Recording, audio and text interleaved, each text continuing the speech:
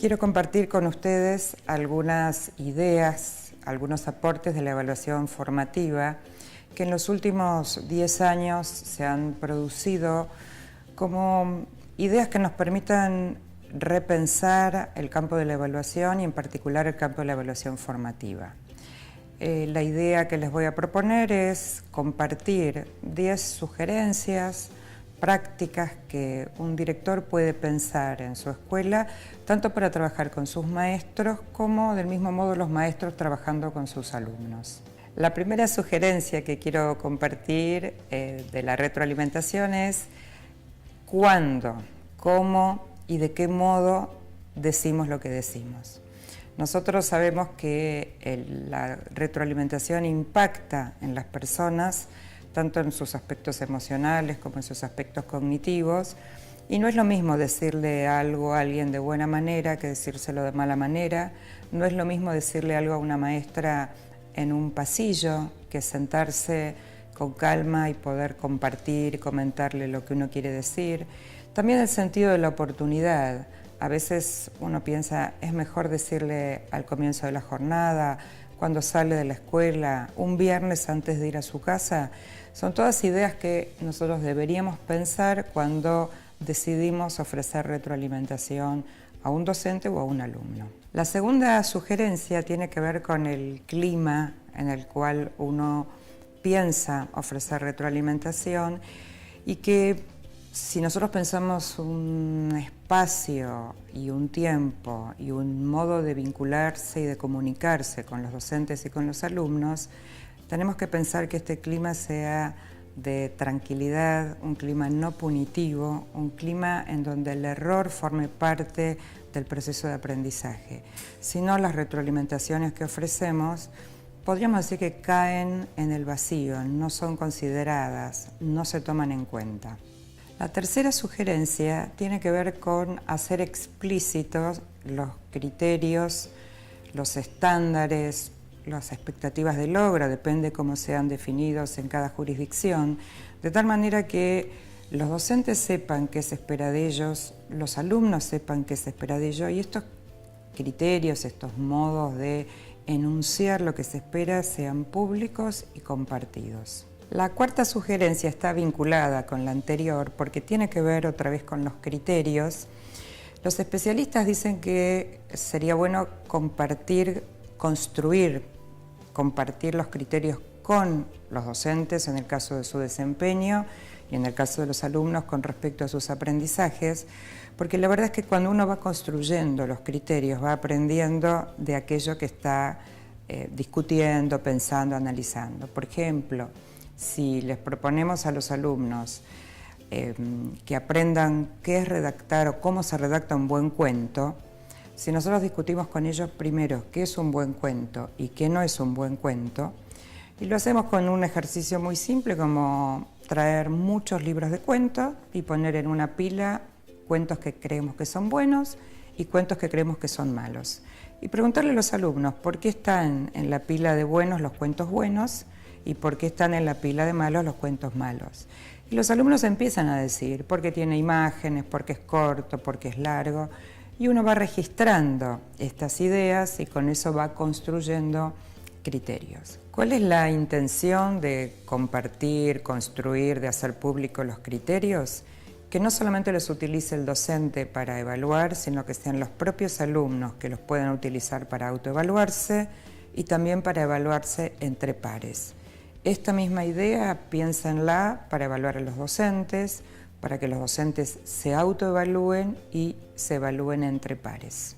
La quinta sugerencia tiene que ver con qué oportunidades ofrecemos nosotros desde la conducción para que los mismos docentes y los mismos alumnos identifiquen sus problemas, sus fortalezas, sus debilidades, en lugar de señalarlos siempre desde afuera.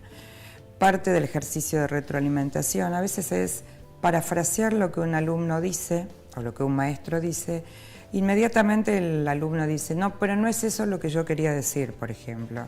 Y entonces no hace falta que uno le diga nada acerca de su debilidad o de su fortaleza, sino es el mismo alumno o es el mismo docente quien lo reconoce. Esto esta manera, digamos, de pensar la retroalimentación, otra vez, y aludiendo a la sugerencia anterior, permite que un alumno se autoevalúe, que un docente se autoevalúe y que el ejercicio de retroalimentación no sea siempre decirle lo que tiene que hacer, sino empoderar a los alumnos y a los docentes para que ellos mismos identifiquen cómo están yendo, cómo les está yendo en la escuela, cómo están ejerciendo su rol como docentes. La sexta sugerencia tiene que ver con la cantidad de información que uno puede ofrecer en una retroalimentación. Nosotros pensamos que deberíamos elegir, focalizar en algunos aspectos, porque nadie puede hacer algo con todo lo que uno le dice.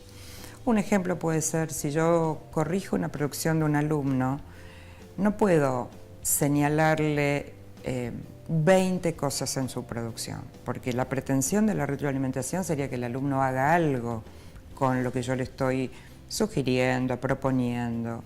Y si recibe 20, es muy difícil operar con esas 20 sugerencias o propuestas. Entonces, la idea es que nosotros como directivos o como maestros podemos registrar mucha cantidad de información, pero al momento de pensar en la retroalimentación debemos focalizar en aquellos aspectos que sean más relevantes para mi grado, para mi institución, porque tiene que ver con el proyecto que estamos encarando este año, porque tiene que ver con los procesos de mejora que queremos considerar, y entonces eso nos ayuda a priorizar, a jerarquizar, a elegir algunos de estos aspectos y trabajar con esa retroalimentación. La séptima sugerencia, bien puntual, tiene que ver con un modo de ofrecer retroalimentación, es ofreciendo ejemplos, mostrando ejemplos, modelando cómo se hace algo. Nosotros tenemos siempre alguna historia de crítica a los modelos conductistas y entonces parece que mostrar o modelar no está bueno porque entonces el alumno o el docente no construye. Y la verdad que esto no es así. A veces es bueno mostrar un buen ejemplo, a veces es bueno modelar cómo se hace algo para después el alumno o el docente lo haga a su propio modo, a su propia manera. Pero esta idea de piensen cómo lo harían, por ejemplo, y no ofrecer ningún ejemplo, muchas veces deja en el camino a muchos alumnos o a los docentes sin saber exactamente cuál es la propuesta. Así que buenos ejemplos es una buena manera de retroalimentar. La octava sugerencia tiene que ver con pensar dos cuestiones muy importantes en la retroalimentación. La primera es valorar aspectos positivos. Todos los alumnos y todos los maestros hacen cosas bien. Entonces, el primer ejercicio que uno debería hacer cuando uno ofrece retroalimentación es identificar aquello que hacen bien, aquellas fortalezas, aquello que muestra lo que el maestro sabe, lo que el alumno sabe, y para poder, obviamente, después avanzar sobre otros aspectos. Pero esta valoración, uno diría, casi sería el comienzo de una buena retroalimentación. La segunda idea es que no siempre necesitamos decir cómo hay que hacer las cosas.